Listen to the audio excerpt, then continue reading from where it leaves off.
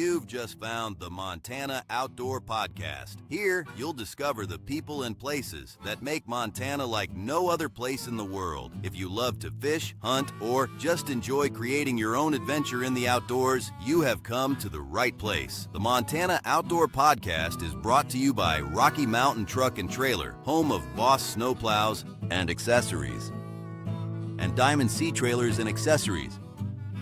Go to rmtte.com and see everything they have waiting for you online, or just come by 5680 Expressway in Missoula, and by Superior Hardwoods of Montana, delivering the highest quality lumber, paneling, flooring, and reclaimed wood products anywhere in North America. Let them guide you through the woods at their showroom in Missoula on Highway 93 South or at superior-hardwoods.com. Now, let's go discover Montana's great outdoors with your host, Downrigger Dale. Have a great show, buddy. Can't wait to hear it. Thank you very much, Roger. And as Roger just said, I am Downrigger Dale of the Montana Outdoor Podcast. Thank you all so very much for joining us. Man, folks, this thing has grown incredible. I never would have thought that this podcast has gotten so big. I was just going over the numbers, some of the sites, different directories that you folks will get the podcast from. They'll send me some updates, and my goodness, it has been busy out there.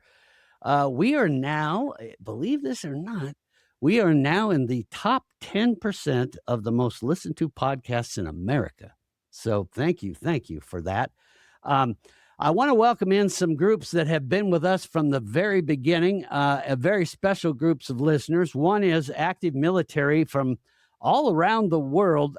We are so honored that at different bases around the world, they are able to watch this podcast and that. So for all of you out there, thank you for your service and what you're doing for us all around the world. And I hope this podcast brings a little home to you.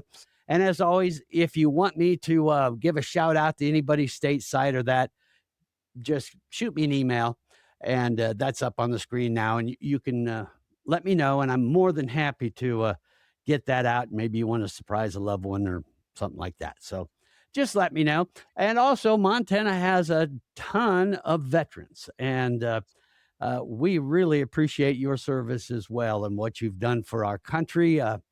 One of my kids is a veteran as well. So I know what it's like to be a family member when a veteran is when they were out in service and when they come home. So it's welcome home. Good you're here, and thank you for your service as well.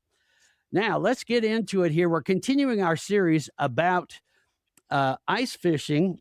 We call it our ice fishing preview. There isn't hard water in a lot of spots yet, but believe me, folks, for those of you getting excited and frustrated, don't worry. There is going to be plenty of ice here as time goes along. But I'm excited for this podcast because we're going to actually cover a couple places that we've never covered before. And also, I'm going to have a couple of fellas on. I'm going to bring them in right now. There they are popping up on your screen. Hello, fellas, that have never been on the podcast before. So welcome, guys. I always tell new people to the podcast, it's kind of like going to the dentist. You're going to feel some mild discomfort and then a numbing sensation. So just hang in there. On the screen with us is Nate. Is it Sevane, right? Am I saying that right?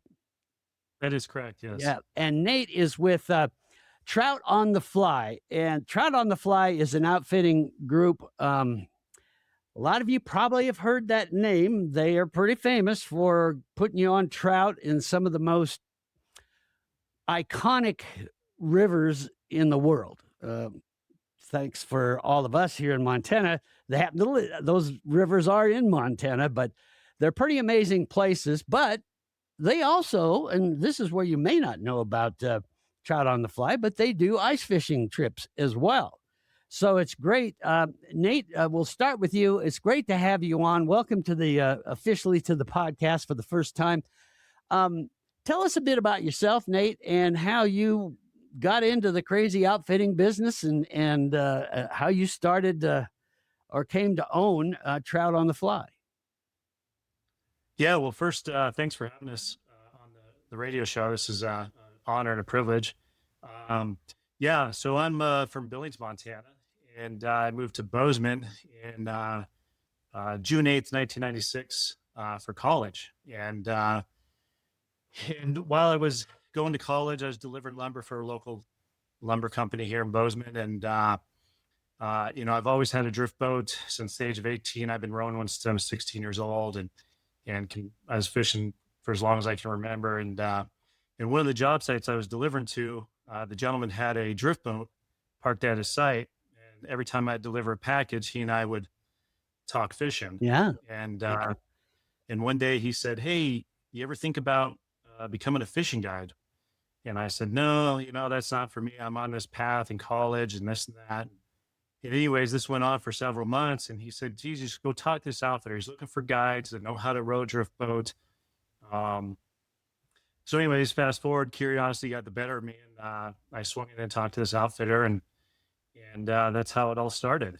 Um, so I started out like most guides in Montana as an independent contractor, and decided to go out on my own in 2010 to become an outfitter. Um, and so Trout On The Fly actually started as an independent contractor as an entity before 2010, but became an outfitter in 2010. And so, yeah, I've been in this business for 27 years ish, roughly. And yeah, it's been wonderful. It's been a lot of fun, and I can't imagine myself doing anything other than what I'm doing. I always tell everybody I'm always a lucky person. I fell into something I really enjoy. So Well, it's I guess this question goes without saying, but I'll say it anyway. Obviously, you're happy you did this. You're happy the curiosity got the better of you, I suppose, huh? 100%. Yeah, I don't know what else I'd want to do with my life, and this has been a wonderful ride, and I look forward to the future. We've got a lot in the making that we're going to continue to grow and build on, and um, you know, we get to meet so many cool people along the journey of all walks of lives, and all different calibers of people from all over the globe, really. Not just the country, but the globe. So it's pretty special industry for sure. Well, yeah, I sometimes I think in Montana we don't think about hiring a guide. We say, "Oh well, I'm from Montana. I live in Montana. I don't need a guide. I should know what I'm doing." But actually, if you listen to this podcast regularly, I am a big fan of getting a guide for the big reason that every body of water is very different and very unique, whether you're talking rivers or lakes or whatever. And I think this is why so often we get into this rut where we just keep going to the same body of water all the time because we know it, we understand it.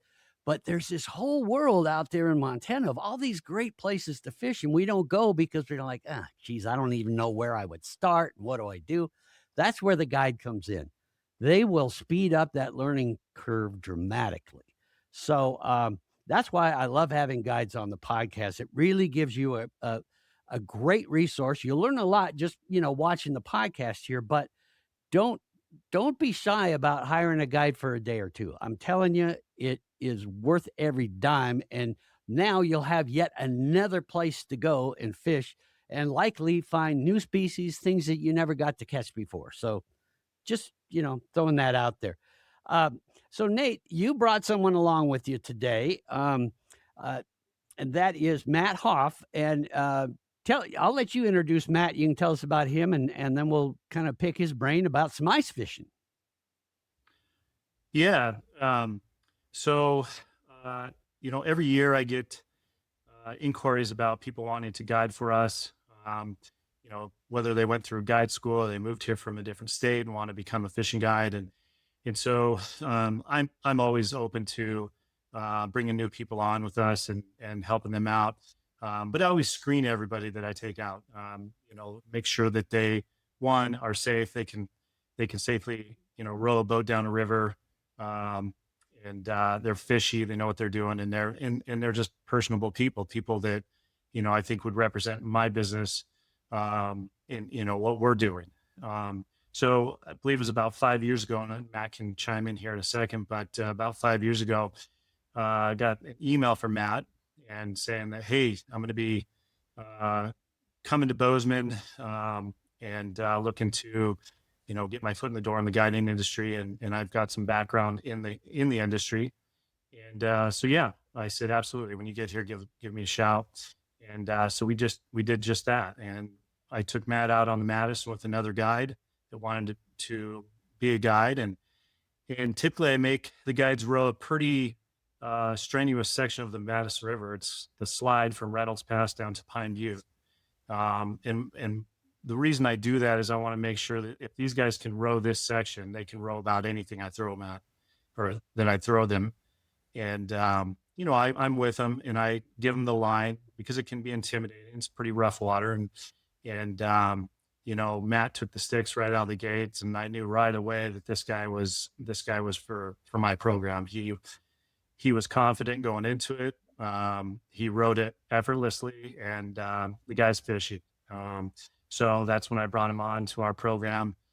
And, like anyone, I want them to succeed. So I'm going to help mentor them and give them the knowledge that I've gained over the almost 30 years of doing this and being a Montanan myself. So that's how Matt and I met, and that's how Matt joined our team.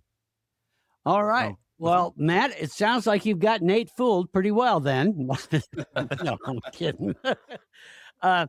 So welcome, Matt. And thanks for doing this. This is a great, because like I said, we really want to introduce our audience to some new pieces of water. So what is your favorite, Matt? I mean, do you prefer doing the summertime, or is hard water? Because actually I have a few guides that come on the show that actually prefer ice fishing over any other kind. There's a time and a place for everything. My true passion is just being on the water, whether it be the hard water or floating the rivers or being on the jet boats in the lakes. I just like to be out fishing. So there's a time and a place for everything. When it's December, most years I prefer to be out ice fishing. That's just where I would rather be. Yeah, well, and I'll tell you, if you don't get into something like ice fishing and you live in Montana, you're going to have a pretty long winter as far as I'm concerned. I mean, that's something that we really, you got to find a hobby in the winter. We have some pretty long winters. The other thing about ice fishing that I love is nowadays, it's not like the old days where, you threw on some clothes and you just flat froze your ass off the whole time you were out there. Nowadays, gosh, with all the new suits that do everything from keep you afloat if you fall through to just keeping you just nice and warm and toasty, the new ice shelters they have, on and on. It's a pretty comfortable way to fish, really, isn't it? It's a lot more sophisticated than people give it credit for. We're not just sitting on 5-gallon buckets out on the ice. Yeah. We are in warm insulated tents. The equipment is up to par. It keeps you warm so that even when it does get in those sub-zero temperatures, you're comfortable. It is a very, most people, when they think of ice fishing, they think of sitting on that 5-gallon bucket out on the ice in the lake. And what we do is a lot more sophisticated and comfortable. And the technology that's come out is really cool, what it allows us to do. Well, this might be a good spot to talk a little bit about what people would experience if they go fishing with you and go ice fishing with you. In fact, let's do this.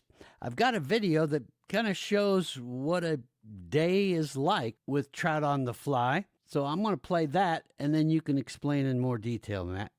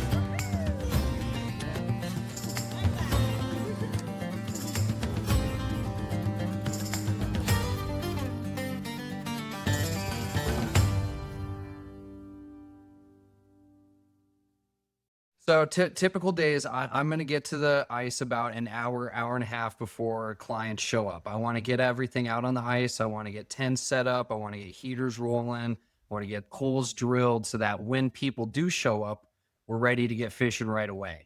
So I get out there, get everything set up. I wait for the clients to show up. I have a machine that's called a snow dog. Those are kind of newer machines that have come out. I drag everything out with the snow dog, get it set up, go back, pick up my people, bring them out, show them how to use the Vexilars. We use Vexilar FLX 28s out on the ice with Trout on the Fly. Yeah. And just give them a very detailed briefing of what to expect, set expectations. And then it's a lot of just hanging out, having fun and talking story. And you're kind of just waiting for fish to bite. And but we're using the technology, the Vexilars, to give us insight at depths where fish are traveling in water columns. If there's fish around, that's a big thing too. If we're not marking any fish, we got to move. But that's a huge piece of equipment that I use to tell me if I'm in the right area or not. So, Matt, I got to say, one of the things I've never heard of is a snow dog.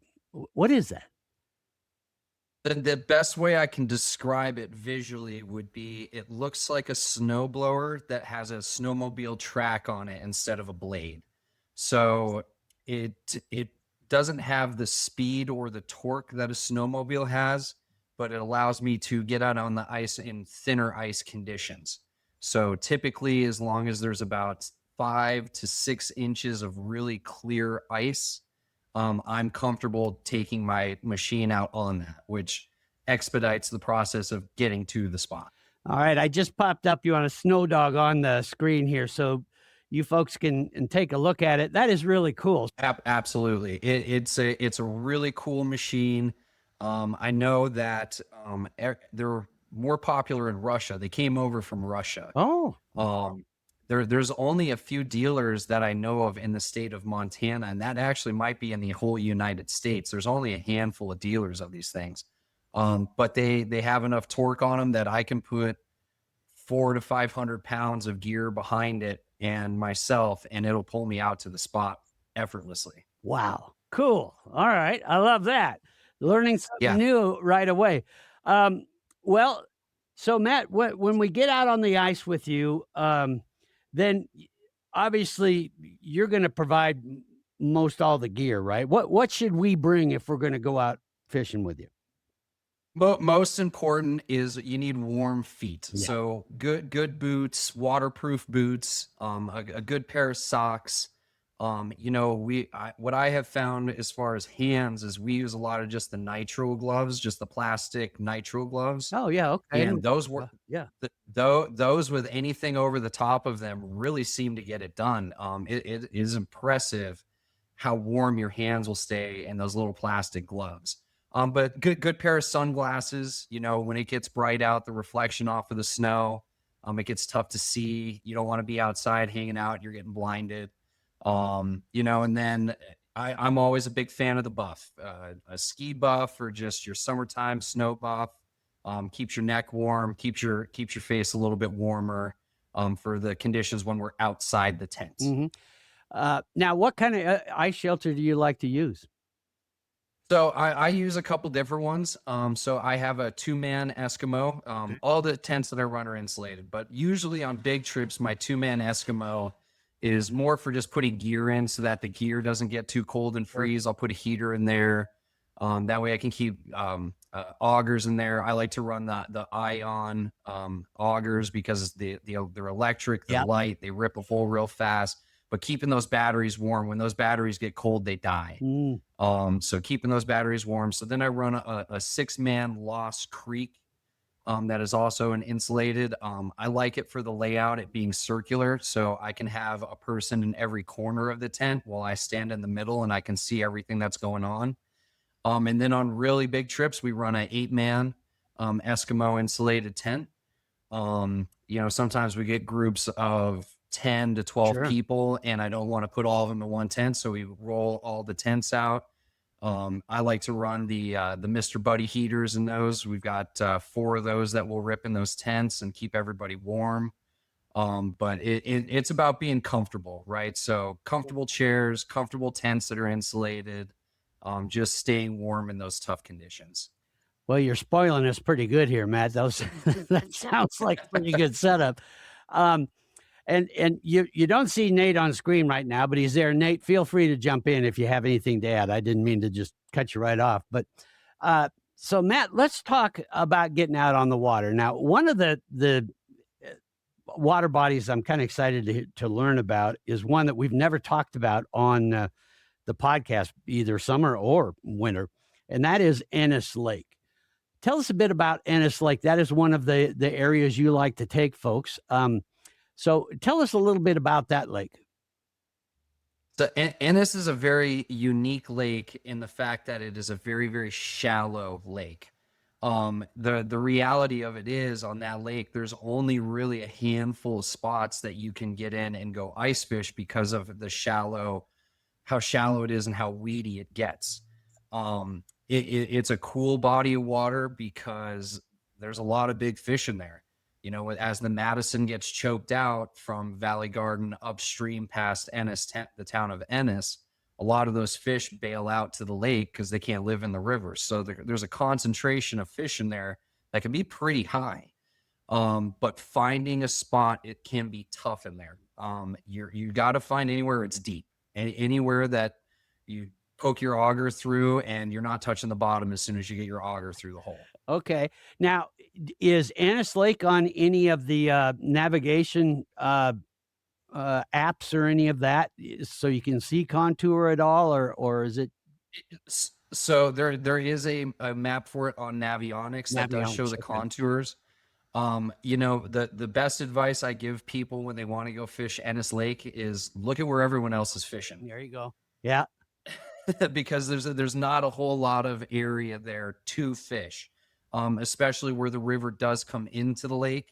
The ice can be unpredictable. Okay. You get currents underneath there that'll move the ice around.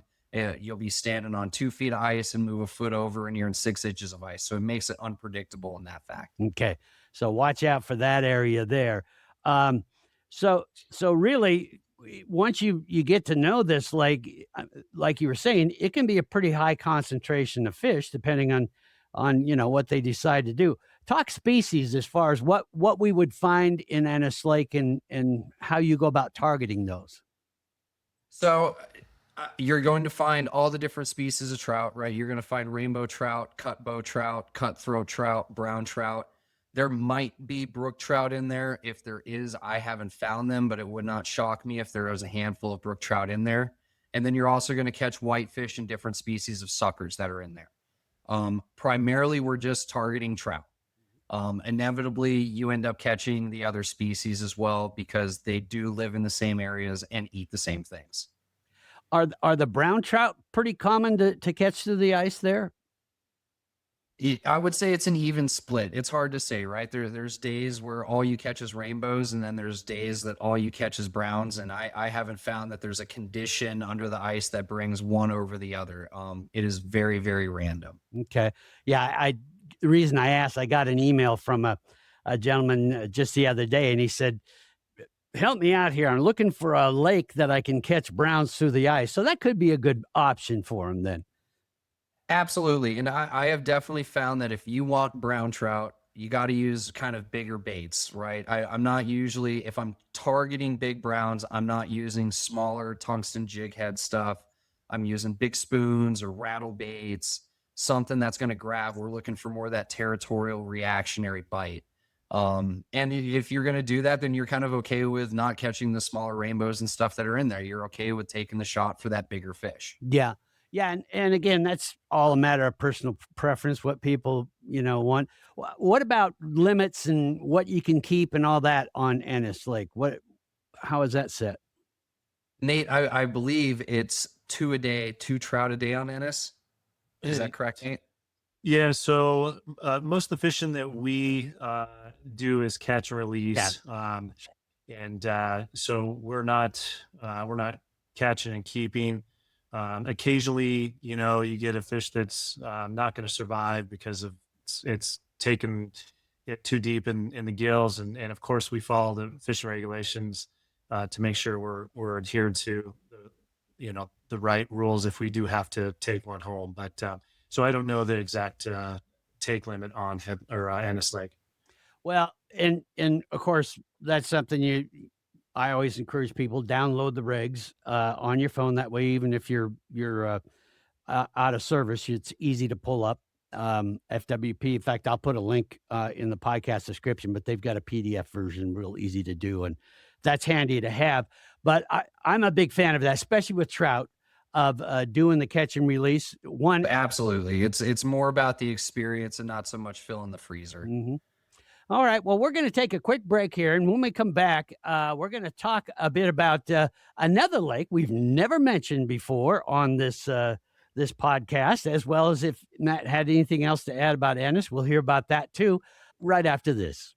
This holiday season, celebrate the spirit of home with Superior Hardwoods. They're your trusted wood specialists located in Missoula, Montana. Since 1977, they've been introducing customers across Montana and all over the country, for that matter, to the joy of having true quality wood products in their home by guiding them through each step with genuine expertise. Now, some folks have asked me, Downrigger, I'm not a professional designer or contractor. I can't just walk into Superior Hardwoods. They're in Missoula on my own, right?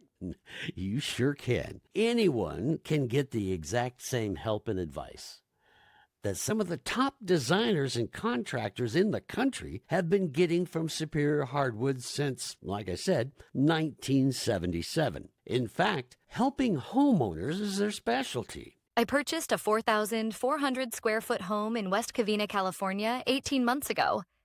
It is a ranch-style home, and I wanted something different and beautiful to install on the floor. I looked on the internet and found Superior Hardwoods of Montana. They guaranteed the milling would be perfect, which it was. The price was excellent, and the next house I live in will also have the same floor. Superior Hardwoods is, in a way, always in the holiday spirit of helping dreams come true, from working with you on ideas from building your home from ground up, or just adding that special hand-picked live-edge slab, exotic lumber piece, reclaimed wood, or the perfect wall paneling to make your house say welcome home every time you walk through the door. So stop by anytime and tour their beautiful showroom in Missoula and let them guide you through the woods this December. Oh, and remember, you can also visit Superior Hardwoods anytime, like right now, by going to superior-hardwoods.com. That's superior-hardwoods.com. And from their family to yours, Merry Christmas from Superior Hardwoods of Montana. Go see them. We are back here on the Montana Outdoor Podcast, and with me from our friends at Trout On The Fly, we've got Nate and Matt, and they're talking about ice fishing, but of course, they also do a lot of summer stuff, and we're going to get with Nate here in a little bit and talk about you being able to get out and book some stuff for this coming summer. They fish some of the most iconic places in, well, Nate will tell us all about it. Pretty exciting stuff. Matt, so we were out on Ennis Lake. You gave us some ideas of some awesome trout. Before we move on to the next lake, size-wise, about what is the average of size for rainbow or browns that people will find there? Your typical trout is going to be anywhere between 4 and 20 inches there. We do get them over 20 in there, and that's a really special thing. Yeah. But typically, we're seeing them in that 14 to 18 range. That's nice. A fairly average fish. Yeah. Oh, that's a beautiful fish. Now, are you mainly jigging for these pole in hand type of jigging, or do you use more tip up type stuff like the regular tip ups or jaw jackers or stuff like that? So I like to mess with things. So the great thing about the jaw jacker is that it's another bait in the water, right? So if you're jigging one rod, you can have your jaw jacker on the outside sitting totally static. It's a great way to figure out depth, what depth fish are traveling in. But the jaw jacker is a great tool to use, and I'm a huge fan of it. And what I have found is that typically over the course of a day. First thing in the morning, clients want to jig, jig, jig. And as soon as the jaw jackers start working, and they work very, very well for what they are, a lot of times clients want to put their rod in a jaw jacker and come out and throw snowballs and ride around on the snow dog and have fun and wait for those jaw jackers to go off. Yeah, well, and the cool thing about the jaw jacker, for those of you that listen regularly, just last week I had Don Wilkins on, who guides on Fort Peck, and we were talking about the jaw jacker. He likes to use it as well as just regular conventional tip ups. But the jaw jacker, what I love about that is you get to grab the rod and go once it goes off. You don't, whereas a regular tip up, it's just kind of, you hand bring it in once you have something on. So kind of gives you the best of both worlds there. And Don said the same thing. He likes using tip ups and jaw jackers as kind of a research tool, lets you know where things are at and what's going on. Yeah, and most of these lakes, you're allowed 2 rods a person. I'm a big fan of let's get as much information as we can out of this. Let's get as many rods in there as we possibly can. Right on. Okay. So where do we want to go next? You want to go up, head north up towards Harrison, or it's also called, what is that? Cotton or Willow Creek. Willow Creek. That's it. Now, why the 2 names for Harrison Lake? So Willow Creek is the name of the creek, small feeder creek that goes into the reservoir there. Mm-hmm. We all call it Harrison Lake because it's very close to the town of Harrison. Right. Yeah. Yeah. That I noticed that, it says on the map, Willow Creek Reservoir, and then it's Harrison. And so it seems like, just from the little research that I was able to do, most people do refer to it as Harrison Lake, though. Most of us call it Harrison. Yes, sir. So tell us about that lake. What's that like? That is a pretty special body of water to me. It kind of gets forgotten about because everyone gets so excited about Canyon Ferry and Hebgen and Ennis Lake. It kind of gets forgotten about. It is not a large body of water. It is about 800 acres. Okay. But it is also very deep, especially down by the dam. Down by the dam, depending on the water season, it's about 60 feet deep down by the dam. Okay. There are very, very large brown trout and rainbow trout in there. There are brook trout in there. I have heard that there are small kokanee salmon that have been put in there. I have yet to catch one of those, but supposedly they are there. But it is a very, very, very cool body of water. Okay. I'll pull up in the podcast description, I'll put a link to that. And usually I can get a link to the stocking information. We'll get a little picture on that. Folks can look at that. Just from looking at it, what I did, and folks can see it on the screen here, but it is a real interesting, to be honest with you, I've never heard of it. So this is all new to me. How difficult is it to get to that body of water, and where would be the best place to venture out onto the ice? So there's only one access point when you drive down the road, and it depending on the weather conditions out here, the road that goes from the town of Harrison to Harrison Lake can be pretty snotty. There's a lot of really sharp turns that go down to it. It's really windy out there. So the road can be kind of snotty going into it. Once you pull into the reservoir, there's only one access point that you're allowed to access the reservoir from, and that's the main boat ramp that's there. From there, right around that boat ramp, the water drops off significantly. It goes from really shallow to really deep very quick right there. So you will see a lot of guys that don't have snow machines or don't have a way of getting out to the main body of the lake, fishing right there and doing very well. It doesn't get the pressure that a lot of the other reservoirs get around here as far as ice fishing. Mm-hmm. Have you heard, is there ice out there yet? Or there was ice and it's gone. Yeah. We had that dang. I suppose Ennis Lake is the same way, huh? Yes, sir. Yeah. That it seems like this happens every year that you get that tease where you're going, all right, hard water, here we go. And then it's gone, but it'll be here. Typically, when do you usually see ice good enough to go out on both Ennis and Harrison? Typically middle of December.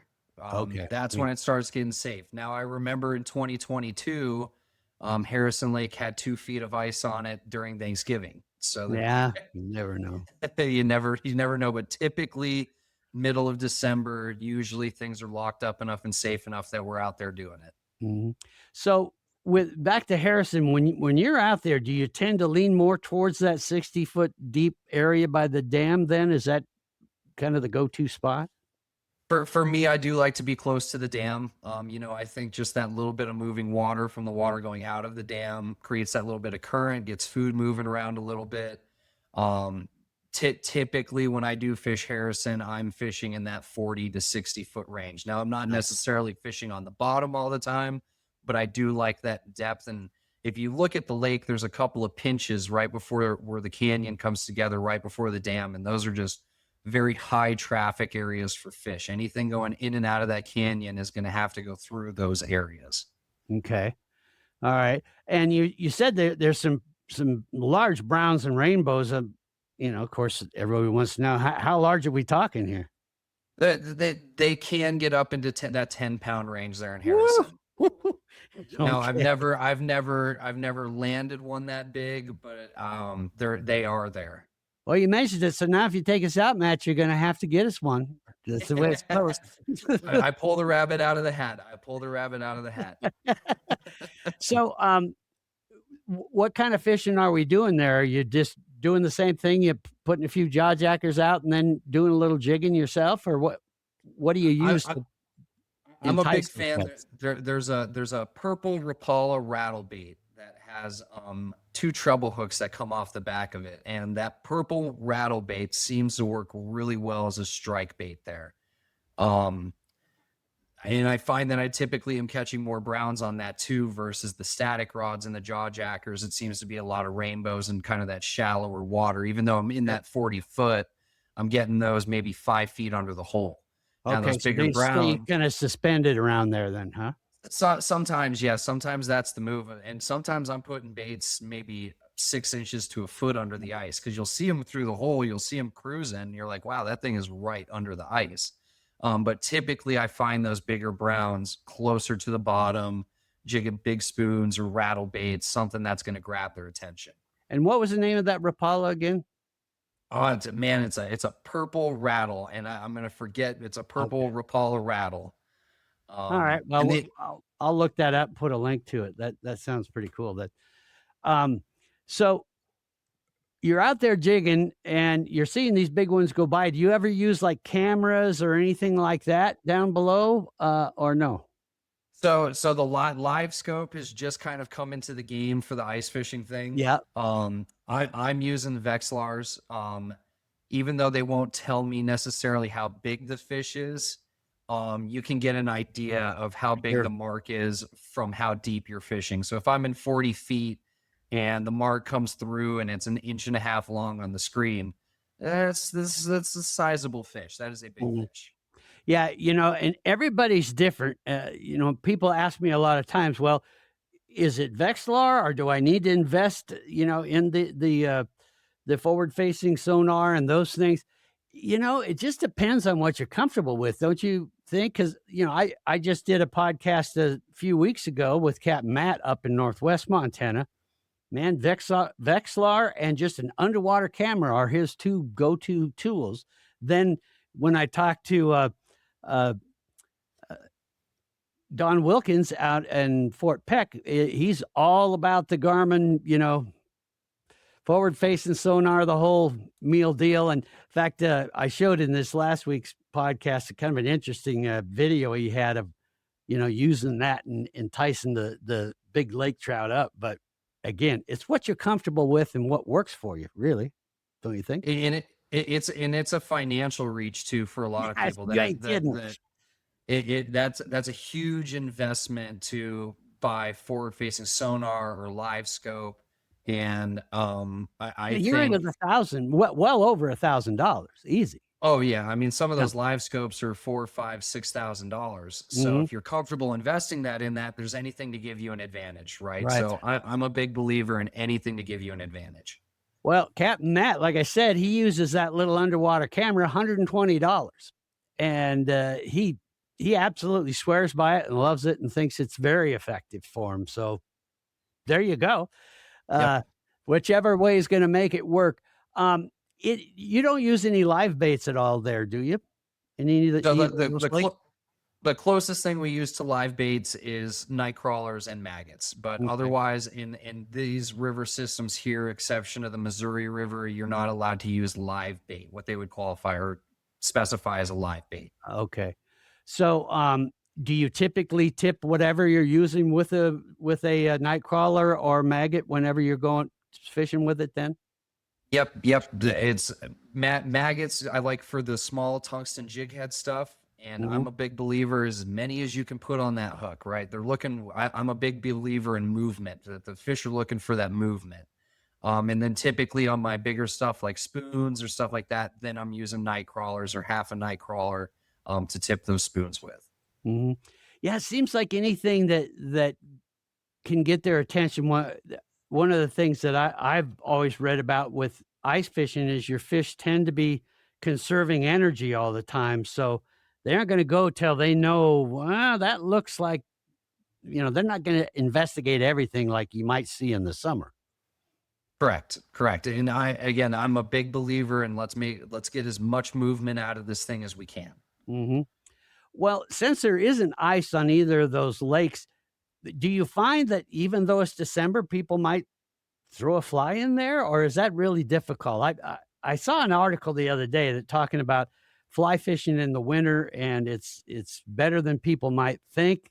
I always envisioned everything getting froze up and it being a real pain. What do you think?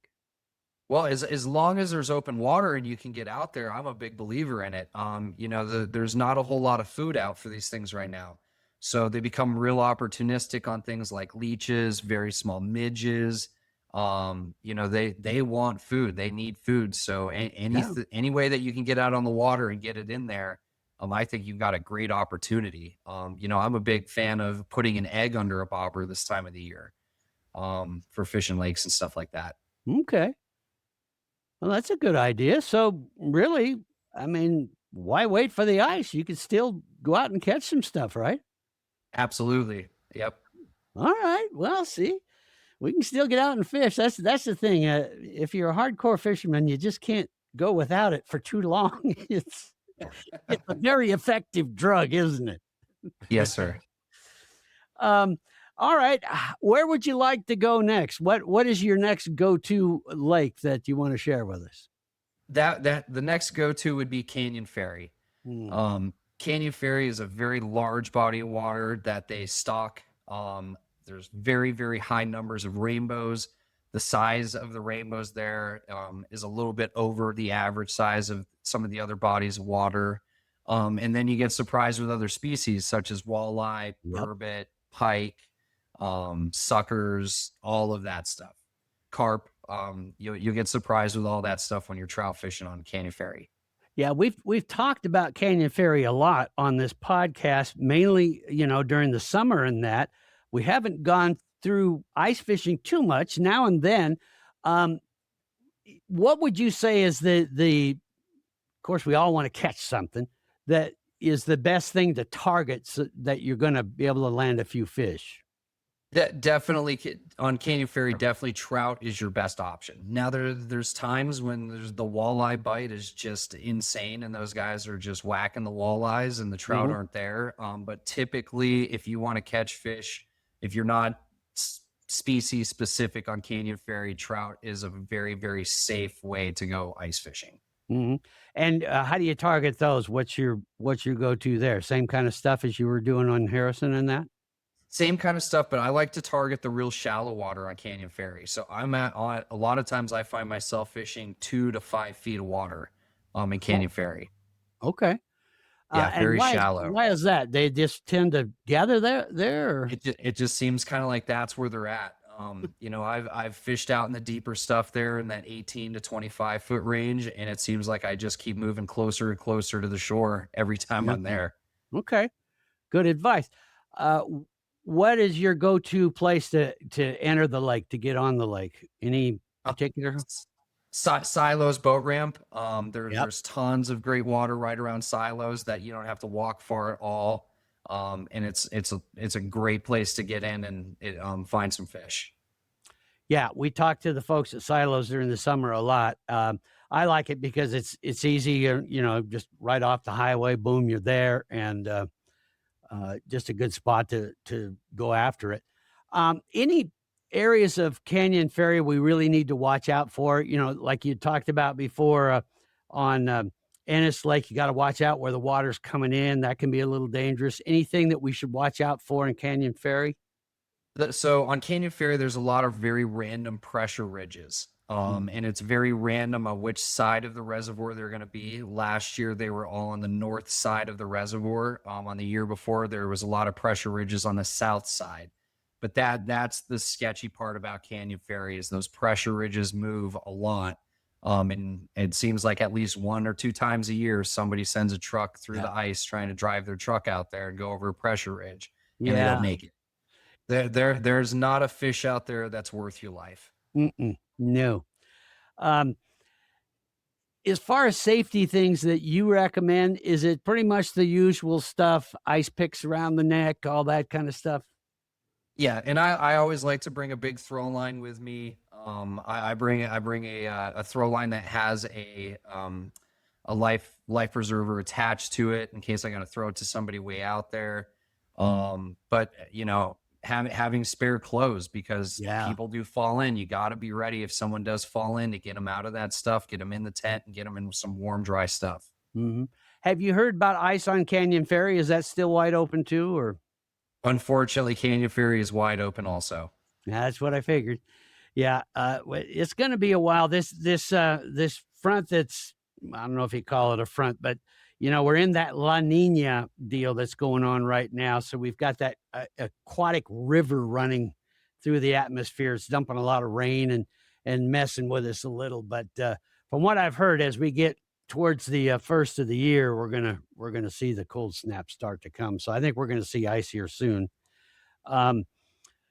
Anything else you want to talk about with Canyon Ferry at all? Canyon Ferry can be there's a lot of opportunity there. So if it's not happening, you can't get frustrated because if it's not happening, it's just not happening, because it can be one of those places where you're like, I am marking fish everywhere and they're just not having it.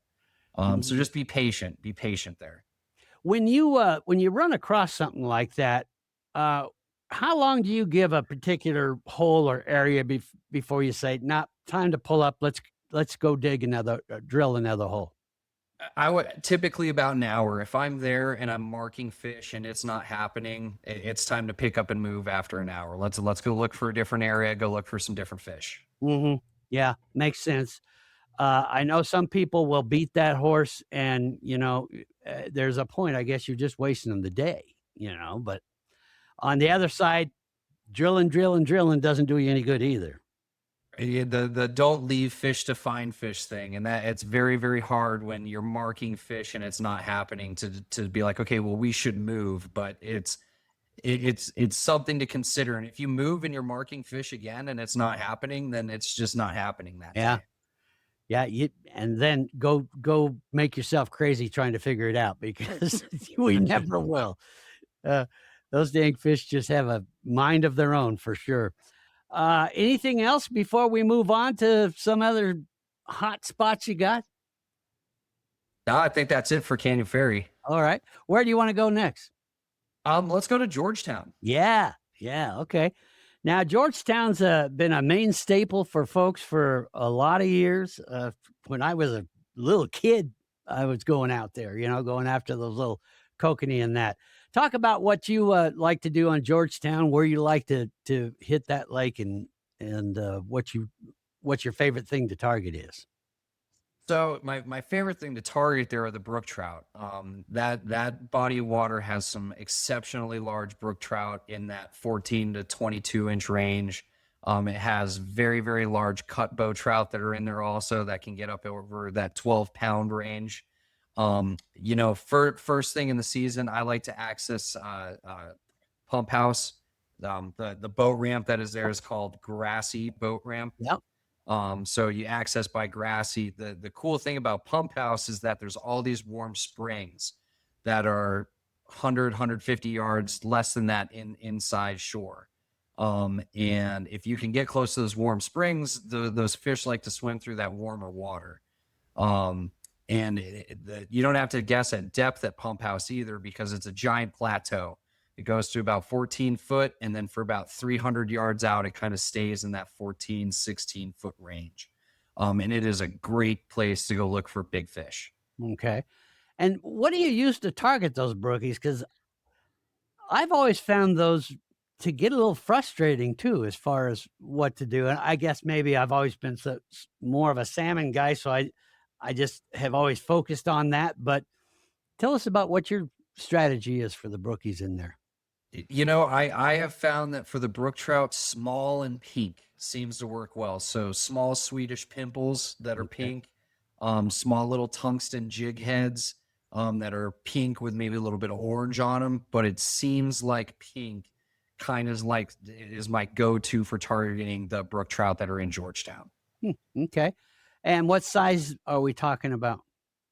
For those jig heads, I believe those are a 1/8 ounce. Okay. And then for the Swedish pimples, the smallest one you can buy, which I believe is a 1/6 or something like that. Mm-hmm. What about line for you? That's another personal preference. I know some people really get into just the real specific line for ice fishing. Other people, what do you use? Is it more braided stuff or what? So I typically run 3 feet of fluorocarbon, and usually I'm using 4X, so that's 8 pounds, 7.6 pound fluorocarbon. And then I run ice braid off of everything else. Typically because when you're running those in jaw jackers, if you have memory in your line, there's some sort of coil in your line. So when you get the bite, the line still has to straighten out before the jaw jackers trigger. Where if you have that ice braid, it runs straight. It has no memory in it. So it's a lot quicker to set on the jaw jacker. It's a lot more sensitive. So I run fluorocarbon to ice braid. Okay. All right. And ice braid, what size are you using? 6 pound. 6 pound. Okay. Yep. All Real right. light stuff.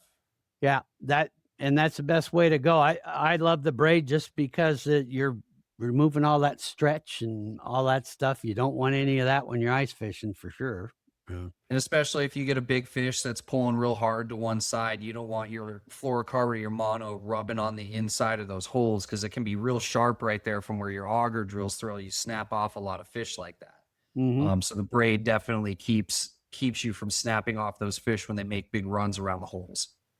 Now, let's talk a bit about that, because everyone seems like they have a different theory as far as, bringing that all important last step of getting that fish lined up with the hole and getting it out of the hole.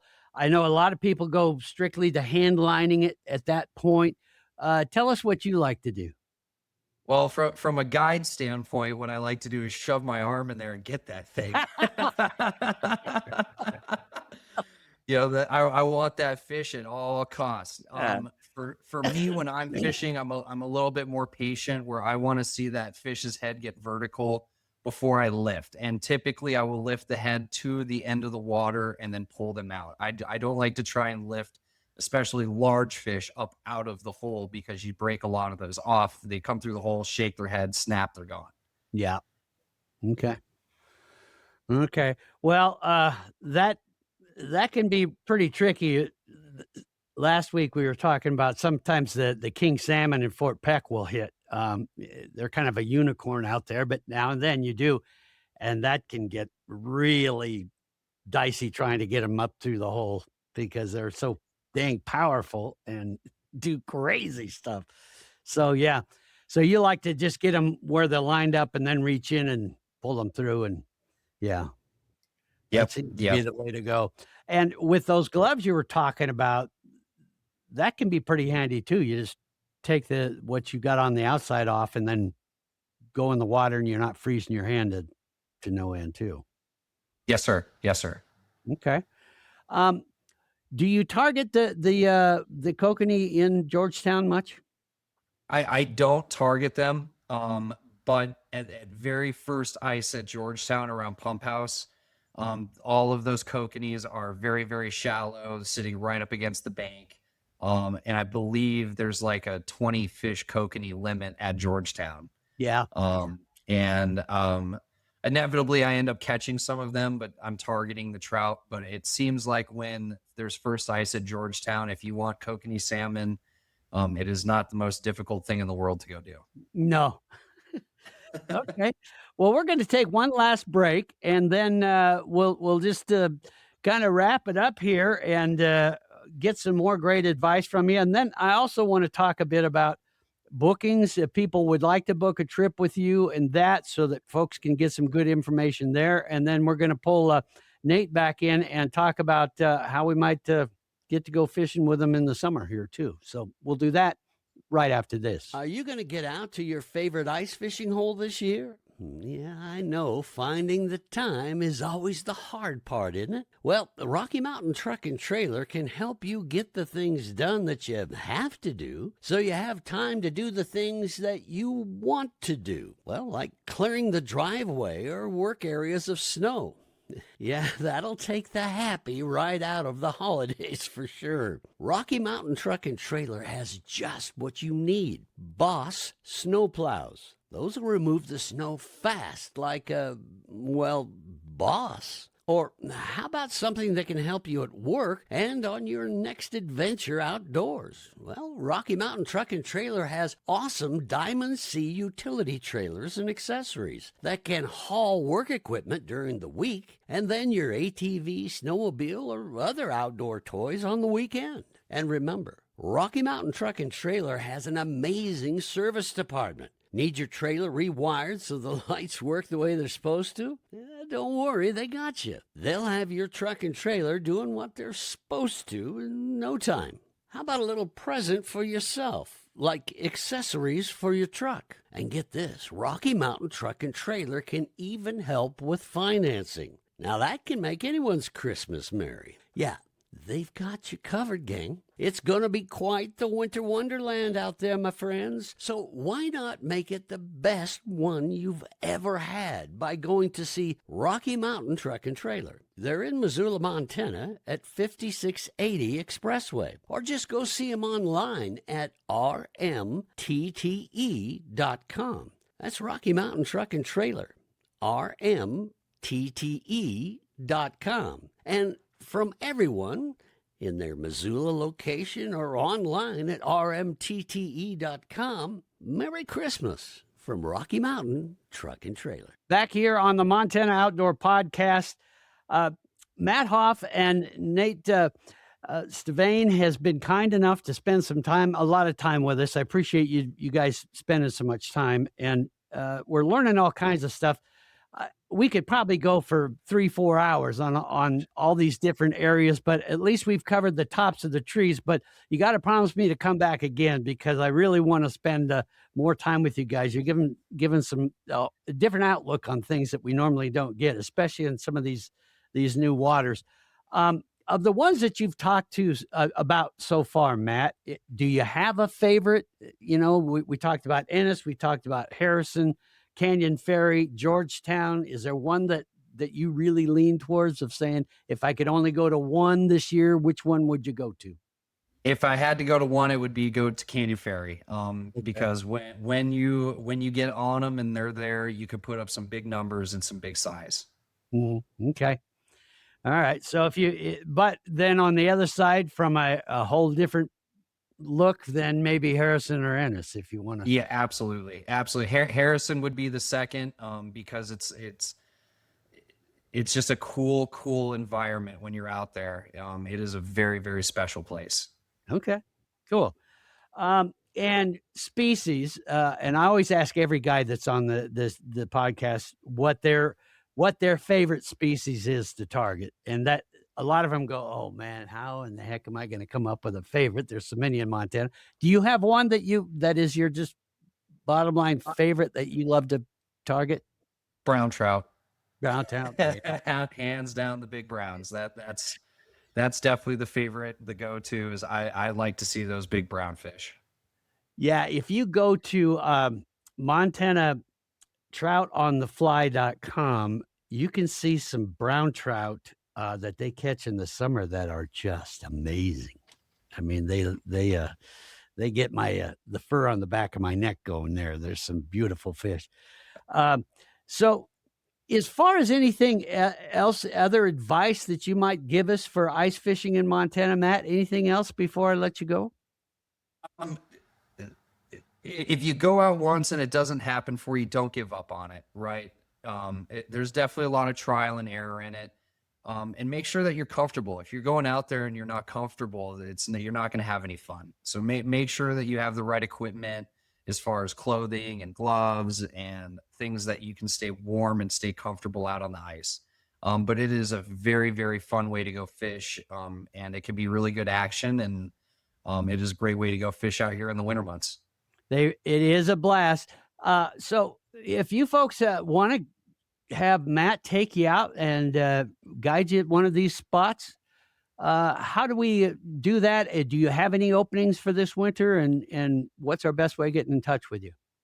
So yeah, we've got lots of openings this winter. The best way, if you want to book a trip with us, is to contact Nate directly at Trout on the Fly. And he can give you all the details on pricing and times, and we can be very flexible. We can pick you up. We can drop you off. We can be very, very flexible to accommodate whatever the people are wanting on that particular occasion. Mm-hmm.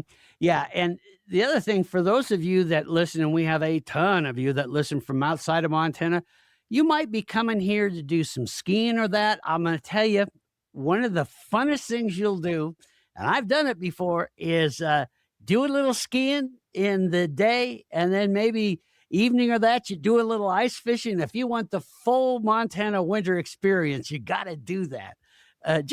It's cool just to even say that you did it before. So that might be something you want to look at. If you're coming to town anyway, don't leave Montana without trying some ice fishing. So, well, Matt, I appreciate the advice. I want to have you back so we can get more ice fishing advice and great spots to go. So let's flip it over to Nate now. Nate, so number one, which do you prefer? Do you prefer folks to go to the website to book, or how do you prefer to be contacted? Yeah, there's several ways they can book with us. They can give us a call. They can book directly through our website and our booking platform. And through the store, the online store, you can book your excursion. But we do prefer talking with folks. We like to capture as much information as possible, where they're staying, food allergies, dietary restrictions, their experience level. If they've got transportation, we get these families where, the father and son want to go fishing and mom and daughter want to stay back and take in a movie or something. And so the guide will pick them up at their hotel if it's an inconvenient location. Larger groups, of course, we're having them meet us at the location. But so we want to capture all that information Sure. Before the trip and make sure that there's no stone unturned. We have all the data that we need going into it so that, there's no unexpected, circumstances like, hey, we had this lunch that should have been a vegetarian and we don't want any of those surprises on the ice. Sure. But yeah, pick up the phone, give us a call, 406-580-7370. You're most likely going to get me. We'll discuss the options. And like Matt said, we're pretty flexible, especially our half day trips. If it's a morning trip, afternoon trip, we do like to get out there early in the morning and capture some of those A spots. But as far as, rendezvousing and picking up the clients, we make those arrangements usually the night before with the guide. But Sure. you can go to our website as well. Like I said, MontanaTroutOnTheFly.com. shoot us an email inquiring about it. So info@montanaTroutOnTheFly.com, and any of those avenues will get our attention, and we'll happily get you out there as long as it's safe. Yeah, and I've got all that in the podcast description, folks. So when you go to that, if you watch us from YouTube, it's real simple. You'll see the podcast description just below the video. Just click and it'll expand it, and you can see the whole thing. And I've got links and all that for what we've talked about, so you can get more information. And I've even got links to the different lakes, so you can take a look at those and get more information on that. How about summertime? Now, I know that is a busy, busy time for you guys. Do you have openings for 2026 right now? Yeah, we do. Fly fishing is, Montana's a huge destination for fly fishing. Oh, and yeah. it's a huge moneymaker for the economy for Montana. And so yeah, we have several guides, independent contractors who work for us, and so we have openings throughout the whole summer months. I wouldn't book last minute. We do get some late minute cancellations where we can get you a guide, but I wouldn't wait till last minute to make those arrangements. Definitely book, a year in advance, 6 months in advance, to secure your guide, your lodging.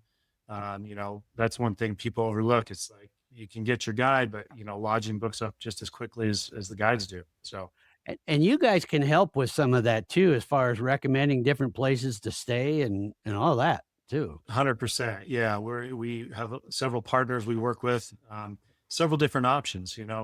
Everybody's got a different need and want out of their vacation. Some people want a vacation home where they can cook their own meals, or they got a big family that they want to accommodate. Some people want a simple hotel with a hot shower and a clean bed, and they're there to fish. So we're not excluding anybody. We've got all-inclusive packages to some very basic stuff. So yeah, 100%, we can help with that. And that's part of the conversation when we get on the phone, is, working those things out as well on what their needs and wants are, for their trip out here. And Nate, in the summertime, you guys, you cover talk about some of the rivers and places that you go to, because these are iconic places. You even do some trips in Yellowstone Park. Is that right? Yeah. 100%. Yeah. Our busiest river where we do a majority of our trips is the Madison River, both inside and outside of Yellowstone National Park. Our second busiest river is the Missouri. We do trips on the Yellowstone River, the Gallatin River, the Jefferson River, the Ruby River, a lot of the area lakes such as Hebgen Lake, Ennis Lake, Harrison Lake, Canyon Ferry, Hauser Lake. We do jet boat trips, walk and wade trips, drift boat trips, half day trips, full day trips, package deals, and yeah, all of Yellowstone National Park as well. So all the big names in Yellowstone National Park: Madison, Gallatin, Yellowstone, Slough Creek, Lamar, Soda Buttes, Gardner River. So we can accommodate a lot of area, and we have a lot of guides to accommodate those areas. Yeah, if you want to put something on your fly fishing bucket list, I would say fly fishing in Yellowstone Park has got to be right up there. That's not what a lot of people get to do, so that's pretty cool. As far as for folks that have never tried fly fishing before, we have a lot of lake goers that have said, I don't ever get to fly fish much, and I don't know how to do it. I don't want to embarrass myself. You guys will teach people how to fly fish.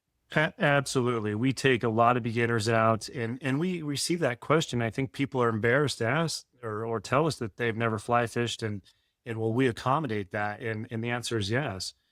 We take beginners out all the time. We've been taking beginners out, for my entire career. That's our job. We're there to teach, give them a foundation to build on. So yeah, we absolutely will take beginners and show them a good time, and give them a foundation to build on to take to the next level if they want to do that. Mm-hmm. See, and I'm one of those guys that I just think, we get into these ruts, and in fact, some people say, well, I'm a trolling person. I would never admit that I fly fish and all this. Get off of all that, everybody, because really, if you love to fish, you want to fish. And to me, the more things that you can put in your arsenal and learn about and get good at, the more options you have. And it just really makes you a fun fisherman out there, that you say, no matter what's going on, I can fish pretty much anywhere in Montana and know what I'm doing. And that's what a guide will teach you to do. Yeah. Yeah, you're absolutely right. We do have spin gear as well. We do get people that request spin gear on trips, and we do accommodate that. And then, even younger kids, parents are uncertain whether or not they're going to enjoy it. And we say, listen, we'll bring the spin gear. If they get frustrated with the fly rod, we've got the spin gear. They can throw a lure around, and more often than not, they never end up using the spin gear. They are enjoying the fly rod and having a good time with it. But you're 100% right. We're all anglers, whether you spin fish. I grew up spin fishing, being grown up in Billings, Montana, as a young kid. But whether you spin fish or fly fish or spay cast, whatever that looks like, we all have the same common denominator, and that is we like to fish. Yeah, exactly. So do it. If people have some fishermen on their Christmas list, do you guys do gift certificates too? If somebody wants to surprise a fisherman with a trip with you guys, whether it be ice fishing or for this summer? Absolutely. Yeah. We've got gift cards on our website. Again, you can call or email us as well, and we can get you set up with a gift card. What a great gift. And we do get people that are purchasing those for their loved ones. And man, that's a very thoughtful gift for sure. So absolutely. Yeah. If you've got somebody that is just the hardest person to get a gift for, sometimes we got these older anglers like myself. They've got everything, I don't need anything. Buy them a trip and you'll be a hero for sure. It's definitely worth doing. So, anything else that you want to share with us, Nate, before we go? The only thing that I would touch on is that we're all about safety, and we're never going to put someone in a situation that is unsafe. If we feel it's unsafe, we're going to throw our cancellation policy out the window and give you your money back when it comes to these ice fishing trips, because that is paramount on everything we do. It trumps everything. Like Matt was saying, your life is more important than that fish out there. So. Good to know. Yeah. And I think that question comes up a lot because it is kind of, you never know what the weather's going to do. Usually once we get that all important, multi-week hard freeze, then, we're good to go and it'll last a while. But yeah, that's good to know. So hope you do it.